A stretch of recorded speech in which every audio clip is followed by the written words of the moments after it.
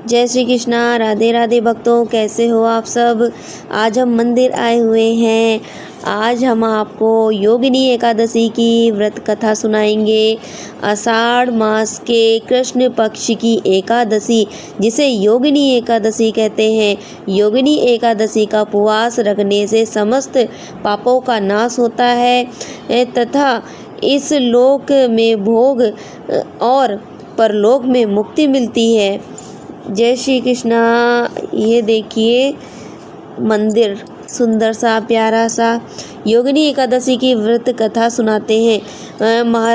महाभारत काल की बात है कि एक बार धर्मराज युधिष्ठिर ने भगवान श्री कृष्ण से कहा कि हे त्रिलोकीनाथ, मैंने ज्येष्ठ मास के शुक्ल पक्ष की निर्जला एकादशी की व्रत कथा सुनी थी। अब आप कृपया करके आषाढ़ मास के कृष्ण पक्ष की एकादशी की कथा सुनाइए। श्री कृष्ण ने कहा कि हे पांडव पुत्र, आषाढ़ मास के कृष्ण पक्ष की एकादशी का नाम योगिनी एकादशी है। इसके व्रत के करने से सभी पाप नष्ट हो जाते हैं। इस व्रत के करने से लोक में भी, लोक और परलोक में दोनों में मुक्ति मिलती है। दोनों में। हे धर्मराज, यह एकादशी तीनों लोकों में प्रसिद्ध है। इसके व्रत के करने से सभी पाप नष्ट हो जाते हैं। तुम्हें मैं पुराण में कही गई कथा सुनाता हूँ, ध्यान पूर्वक श्रवण करो। कुबेर नाम का एक राजा था। अलकापुरी नाम की नगरी में राज्य करता था। वह शिव भक्त था। उनका हेममाली नामक एक सेवक था जो पूजा के लिए फूल लाया करता था। हेममाली की विशालाक्षी नाम की एक सुंदर स्त्री थी। एक दिन वह मानसरोवर में पुष्प लेकर आया, किंतु कामासक्त होने के कारण पुष्पों को रखकर अपनी स्त्री के साथ रमण करने लगा। वह इस भोग विलास से दोपहर हो गई। हेममाली की राह देखते देखते राजा कुबेर को दोपहर हो गई और वह क्रोध में आकर अपने सेवकों को आज्ञा दी कि तुम लोग जाकर पता लगाओ कि हेममाली अब तक पुष्प लेकर क्यों नहीं आया। जब सेवकों ने पता लगाया तब राजा के पास आकर बताया कि हे राजन, वह हेममाली अपनी स्त्री के साथ रमण कर रहा है। इस बात को सुनकर राजा कुबेर ने हेममाली को बुलवाने की आज्ञा दी। डर से वह कांपने लगा। हेममाली राजा के सामने उपस्थित हुआ। इसे देखकर कुबेर को अत्यंत क्रोध आया और उसके होंठ थरथर कांपने लगे। राजा ने कहा कि अरे अधम, तूने मेरे परम पूजनीय देवों के देव महादेव शिव का अपमान किया है। मैं तुम्हें श्राप देता हूँ कि तुम स्त्री के वियोग में तड़पे और मृत्युलोक में जाकर कोढ़ी का जीवन व्यतीत करे। कुबेर के श्राप से वह तत्क्षण स्वर्ग से पृथ्वी पर आ गिरा और कोढ़ी हो गया।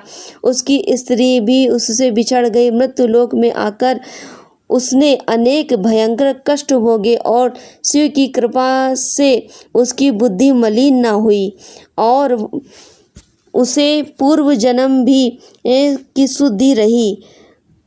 अनेक कष्टों को भोगता हुआ तथा अपने पूर्व जन्म के एक कुकर्म को याद करता हुआ वह हिमालय पर्वत की तरफ चढ़ गया। चलते चलते वह मार्कंडेय ऋषि के आश्रम में पहुंच गया।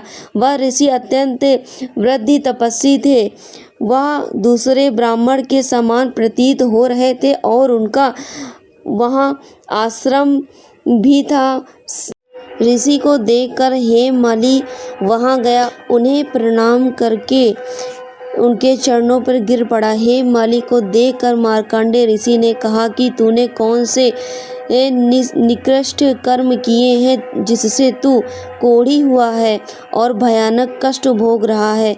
ऋषि की बात सुनकर हेममाली बोले, हे ऋषि मुनि, मैं राजा कुबेर का अनुचर हूँ। मेरा नाम हेममाली है। मैं प्रतिदिन मानसरोवर से फूल लाकर शिव पूजा के समय कुबेर को दिया करता था। एक दिन पत्नी सहवास के सुख में फंस जाने के कारण मुझे समय का ज्ञान नहीं रहा और दोपहर हो गई, पुष्प न पहुंचा सका। तब उन्होंने मुझे श्राप दिया कि तू अपनी स्त्री के वियोग में मृत्यु लोक में जाकर कोढ़ी बनकर दुख भोग। इस कारण मैं कोढ़ी हो गया तथा पृथ्वी पर आकर भयंकर कष्ट भोग रहा हूँ। अतः कृपा करके आप कोई ऐसा उपाय बताएं जिससे मेरे सारे कष्ट और मेरे सारे दुख दूर हो जाएं। मार्कंडेय ऋषि ने कहा कि हे माली, तूने मेरे सम्मुख अत्यंत अच्छा मतलब सत्य वचन कहे हैं, इसीलिए मैं तेरे उदर के लिए एक व्रत बताता हूँ। यदि तुम आषाढ़ मास के कृष्ण पक्ष की योगिनी एकादशी का व्रत विधि पूर्वक करो तो तेरे सभी पाप और कष्ट नष्ट हो जाएंगे। ऋषि की वचन सुनकर हेममाली अति प्रसन्न हुआ और उनके वचनों के अनुसार योगिनी एकादशी का विधि पूर्वक व्रत करने लगा। इस व्रत के प्रभाव से अपने पुराने स्वरूप में आ गया और अपनी स्त्री के साथ सुख पूर्वक रहने लगा। श्री कृष्ण ने कहा कि हे राजन, इस योगिनी एकादशी की कथा का फल 88,000 ब्राह्मणों को भोजन कराने के बराबर है। इस व्रत को करने से सभी पाप नष्ट हो जाते हैं और अंत में मोक्ष प्राप्त करके प्राणी स्वर्ग को अधिकारी बन जाता है, स्वर्ग का अधिकारी बन जाता है। ओम जय जगदीश हरे।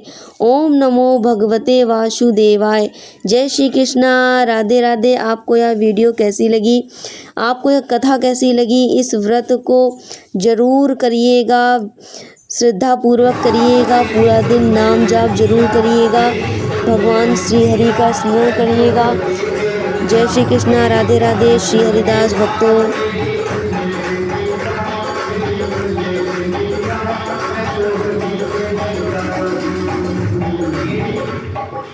यहाँ पर कुछ जोड़े से भी बैठे हुए कह रहे हैं, कान खोल के बात